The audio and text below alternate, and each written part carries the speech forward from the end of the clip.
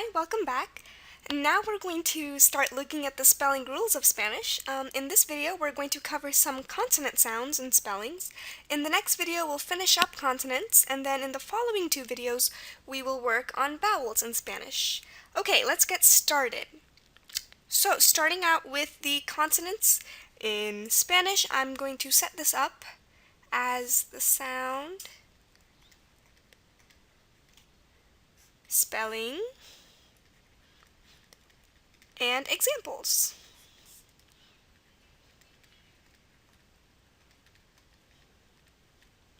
Alright, let's start with the first sound.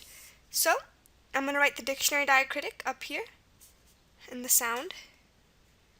Okay, the first sound is the H, pronounced huh, huh.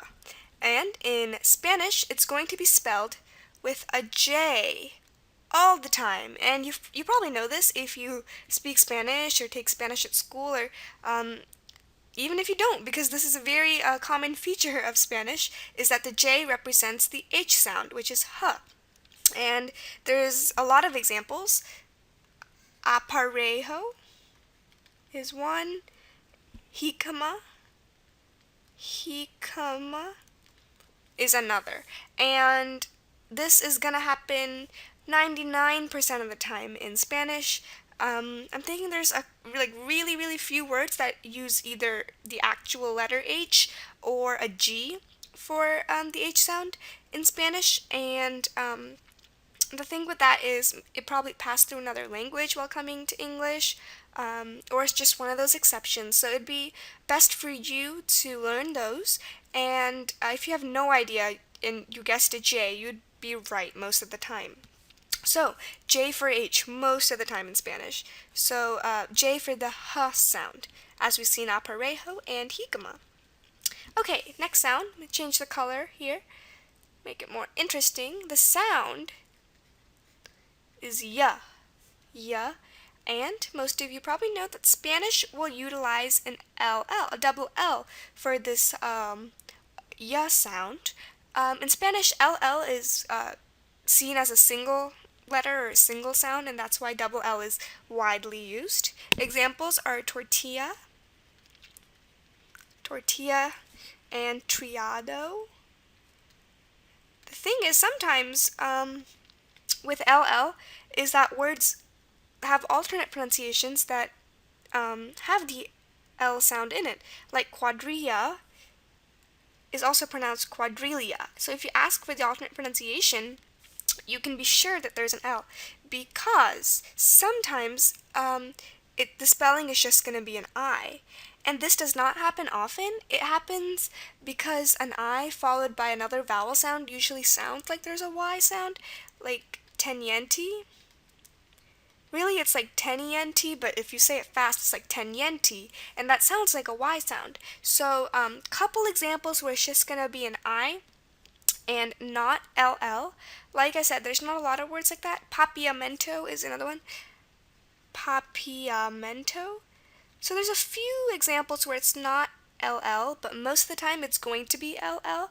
A lot of the times, actually, like I said, 99% of the time it's going to be LL. So in Spanish, the double L is going to be utilized for the ya sound, And that's a really common rule that we'll see. Okay, the next sound I want to go on to is the K sound, K. Now, because Spanish comes from Latin, it does not have the letter K in its language. Really, there's like no letter K in Spanish, and some words might have K. It's if they pass through another language on their way to English from Spanish. But Spanish has no K, so this is why we're going to have to use other letters to represent the K sound. So the first thing is it's going to be C and QU. So C, QU.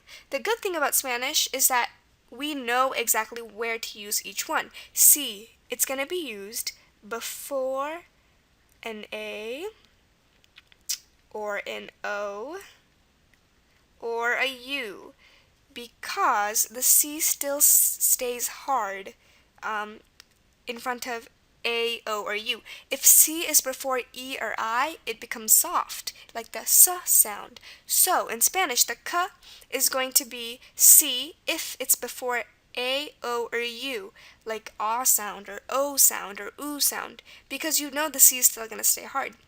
However, if you know it's going to have an E or an I sound, like I or E before I or E, you're going to use QU, and this happens most of the time. If you know it's going to be an I or an E in the spelling, right after the K sound, use a QU, because you can't use a C here, otherwise it's going to become a S sound, and that's not what we're looking for. So you're going to use a QU if it's before an I or an E, and a C if it's before an A, O, or U.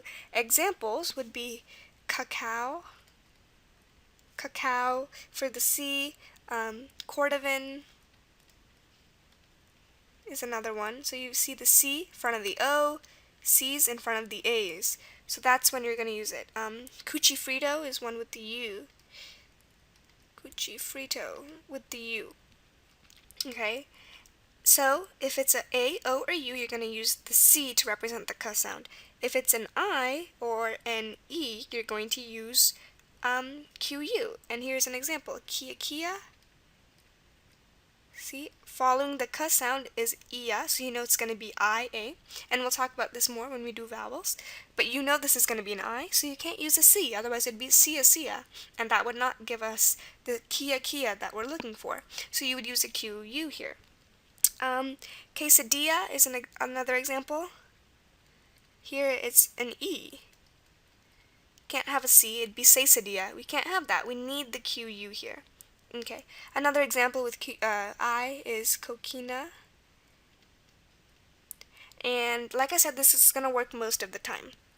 So, K sound is you're going to have C before A, O, or U, and QU before I or E. And this is going to happen most of the time. Most of the time. Okay, let me get rid of this. Then we can move on. The next sound I want to talk about still involves the K sound. It's the K sound. K. It's going to be the K with the long A after it. So, it's going to be K. Now, this could happen in the beginnings of words and at the ends of, the beginnings of words and in the middle of words in Spanish, the K sound. And you're going to spell it Q-U-E. Now, we've kind of already talked about this. Why is it going to be Q-U-E? Because K, which we're going to see later on in the vowel video, is that the A sound, the long A sound, is almost always going to be spelled with an E in Spanish, with the letter E. So if we already know that there's going to be an E, we can't use a C for this, otherwise it's going to make the C soft. So we're going to have to use the QU, which we see here, to keep that hard sound, K. So if you ever hear a K, you can almost be certain it's going to be QUE, as in quesadilla, which we just saw. Quesadilla, quebrada, quebracho, lot of words where you're going to have K, Q-U-E. So if you ever hear K, this is kind of like a continuation of what we just did with the K sound. K, it's going to be Q-U-E, and this is going to happen almost all the time. Okay? Okay, moving on. The next sound, still related to the K, but not quite. This one is the guttural K, the K with the line under it, and if you remember, this is pronounced h. It's that weird sound that comes from, the inside of your throat, and this is very, very, very common in German, but it does happen in Spanish as well. And in Spanish, it's going to be spelled with a J. It's going to be spelled with a J. Like I said, it happens in Spanish, but it's not often that it's going to come up. It's not a very common sound you'll hear, but if you do hear it in a word of Spanish origin, you can almost always be certain it's going to be a J. Example is ajimeith. This is a fancy word. It uses a Z for the TH sound, but this is ajimeith. See that sound, guttural K sound. Ugh, it's coming from the inside of your throat. So you're going to use a J here. Another example, ejido. Ejido has that J. So like I said, you're not going to run into this often, but if you do, in Spanish, you're going to spell it with a J. So J here is, our letter J is used for the H sound, for the H sound, and also for the guttural K sound, which is the H sound. So those are the two places where you're going to see J being used. Okay, moving on. The next sound is going to be TH with a line under it. Now this is not the, it's the. It's like the word father. You would not say father, you would say father. It's like the hard TH sound. And in Spanish, it's going to be spelled with a D. A lot of times in the endings DOR, meaning one who does, like rejoneador, it's the D represents the TH with a line under it, the sound. Now D can also represent just a D sound, but if you hear this sound, you can spell it with it. You have to spell it with a D. But if you see the spelling of a word with a D, it doesn't necessarily mean it's pronounced this way. I hope you understand what I'm saying. So if you hear the sound the, spell it with a D. If you see the letter D in a word, it doesn't necessarily mean it's pronounced the. It could be, but it could also be pronounced duh, like a normal D.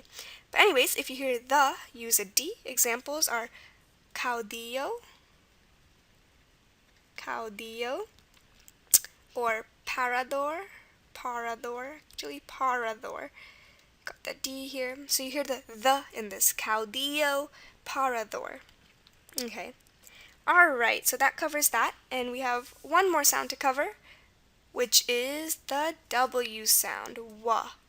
Then this wa sound is going to, the spelling is going to depend if the sound is at the beginning of a word or at the end or in the middle. Okay, so the sound is wa, just wa. The spelling, if it's at beginning of a word, it's going to be H-U.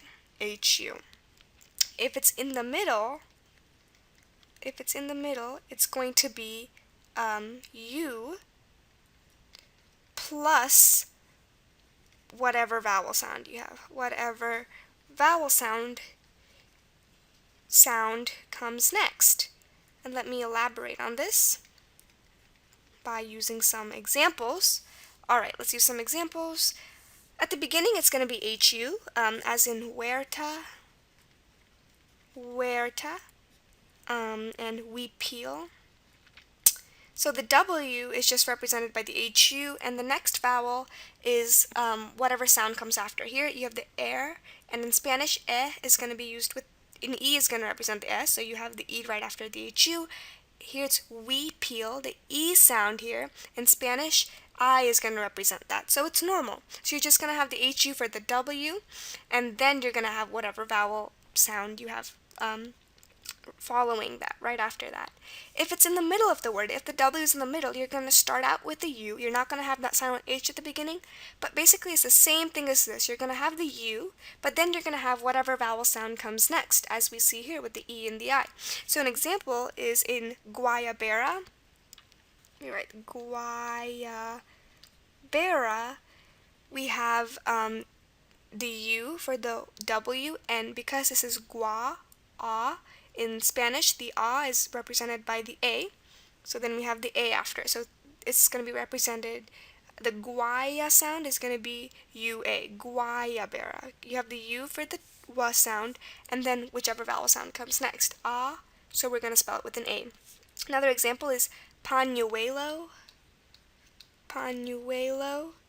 This is huelo, and we know the U is going to be for the wa sound, and then we have alo, and in Spanish, A, long A, is going to be spelled with an E. So that's why we have U-E, pañuelo, and then the E right after that. So W basically is going to have U most of the time. If it's at the beginning, you're going to have a silent H with it at the beginning, so HU. If it's in the middle, it's going to be U plus whatever vowel sound comes next, and that depends on how the word's pronounced, guayabera or pañuelo. So that's that regarding the W sound. And we've covered half of the consonant sounds that I wanted to cover, and in the next video we're going to go through the other half of consonants. So I hope to see you in the next video.